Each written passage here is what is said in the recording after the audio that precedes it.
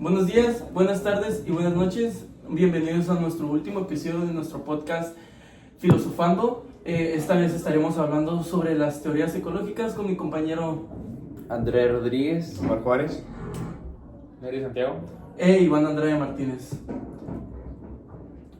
Para darles un poquito más de contexto, a partir de la segunda mitad del siglo XX, el mundo comenzó a experimentar una creciente preocupación por la degradación ambiental provocada por el modelo industrial y el crecimiento económico ilimitado. En este contexto surgieron las teorías ecológicas en los años 1970, cuyo propósito es comprender la crisis ambiental desde una perspectiva política, económica y cultural. Estas corrientes buscan cuestionar la racionalidad moderna, el capitalismo, estructuras de poder, las desigualdades sociales y las formas de pensamiento heredadas de la modernidad. Ok, yo voy a empezar hablando con la primera, que es la ecología crítica.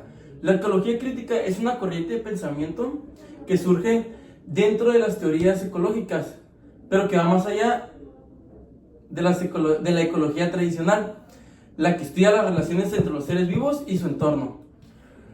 No solo busca entender cómo funciona la naturaleza, sino porque está en crisis, quiénes son responsables y cómo influyen los sistemas sociales, económicos y culturales en estas crisis ambientales. En otras palabras, la ecología une la ciencia ecológica con la crítica social y se pregunta no solo por qué está pensando en el planeta, sino por qué pasa y a quién beneficia o qué es lo que perjudica.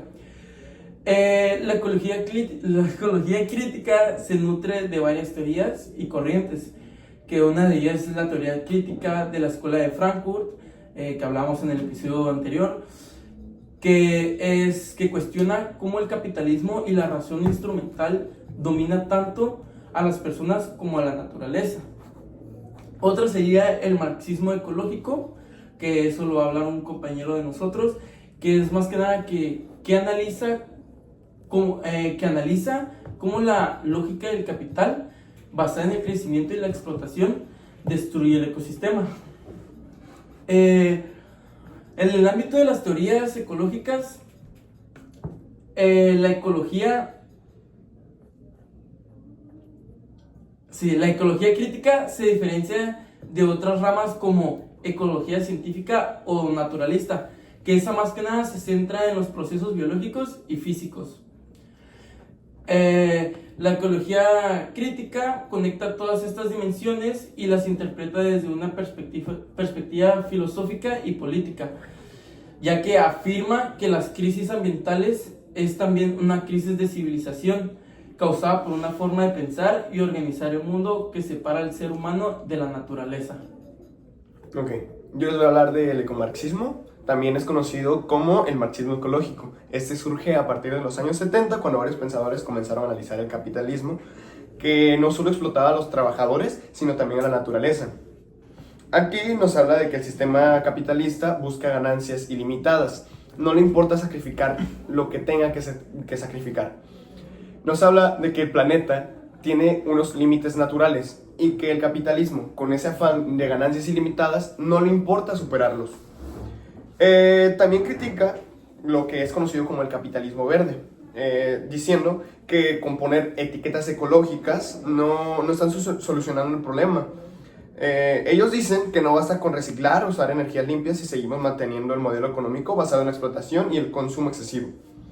Entre sus principales pensadores tenemos a John Benjamin Foster, quien retomaba la idea de la fractura metabológica. Tenemos a James O'Connor, que hablaba de la segunda contradicción del capitalismo, y tenemos a André Gorz, quien propone una sociedad más cooperativa y sostenible. Retoman del marxismo la parte donde hablan de la ruptura metabólica, donde el ser humano y la naturaleza tienen una ruptura. Con esto se refería a que el capital extrae recursos del medio ambiente sin devolver nada a cambio, rompiendo este equilibrio natural que existe entre ambos.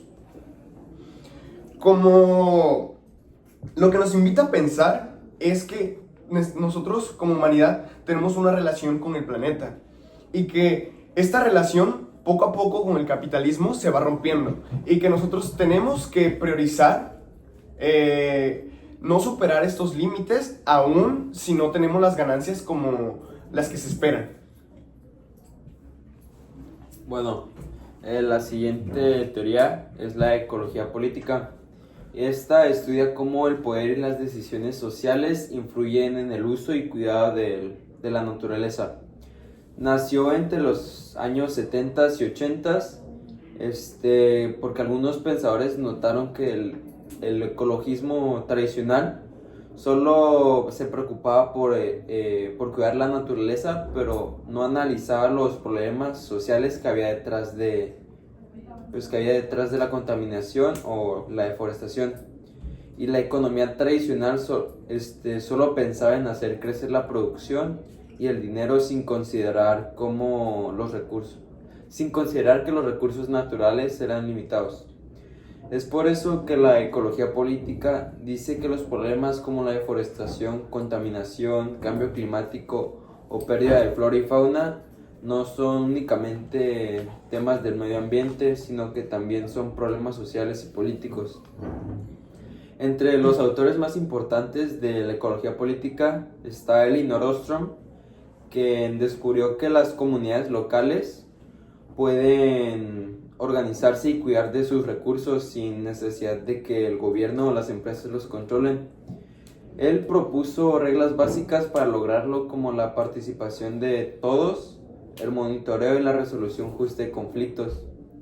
Otro autor es Michael Watts, quien estudió que los efectos de la extracción de petróleo, minerales y tierra en distintas regiones como sobre todo en África, mostró que estas actividades causan desigualdad, ya que los pobres sufren más de los daños ambientales que los ricos, porque ellos se benefician. Y el último autor es Piers Blaikie, quien investigó la relación entre la pobreza y la degradación del medio ambiente. Él explicó que muchas veces los pobres dañan la tierra por necesidad y no por descuido, ya que las políticas de desarrollo los obligan a tener que explotar los recursos. Yo les voy a hablar sobre el postcolonialismo ecológico. Este es un enfoque que analiza cómo la historia del colonialismo sigue influyendo en la relación de las sociedades con la naturaleza y en los problemas ambientales actuales. Durante la colonización, muchos de los territorios que fueron colonizados,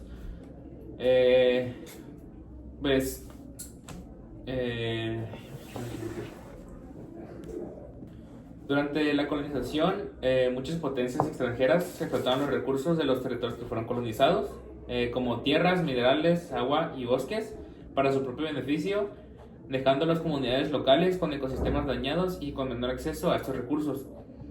Estas desigualdades históricas todavía se reflejan hoy. Los países y comunidades que fueron colonizados pues suelen sufrir más los efectos de la contaminación, deforestación y el cambio climático, junto a otros problemas ambientales.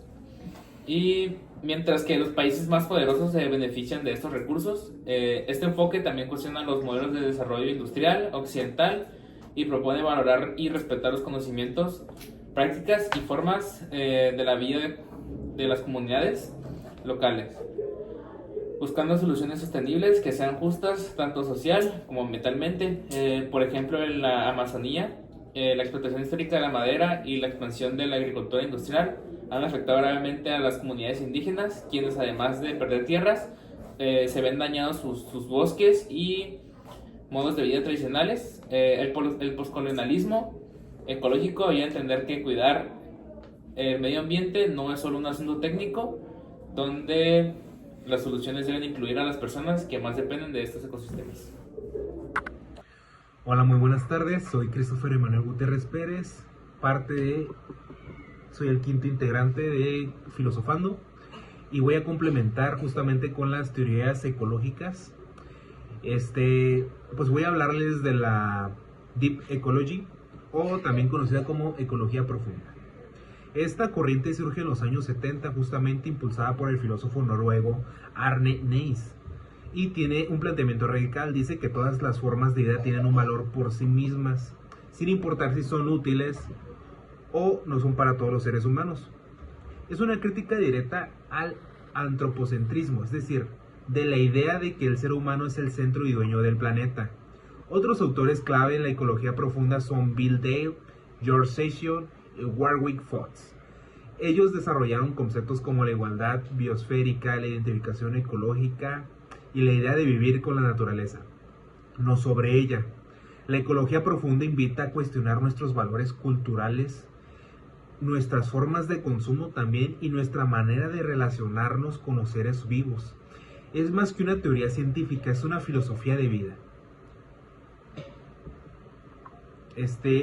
En conclusión general de todo el tema, para cerrar este video, en resumen, todas esas teorías ecológicas tienen un punto en común. Buscan comprender por qué la humanidad ha llegado a una crisis que pone en riesgo no solo los ecosistemas, sino también nuestro propio futuro como sociedad.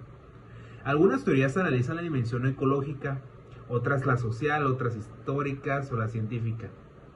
Pero la ecología profunda introduce incluso una reflexión ética y espiritual sobre nuestro lugar en el mundo. Muchas gracias, esto es todo de mi parte. Buen día, bonito día, gracias. Gracias por ver este capítulo y al igual gracias por estar con nosotros durante toda esta temporada y las temporadas que hemos tenido en este podcast.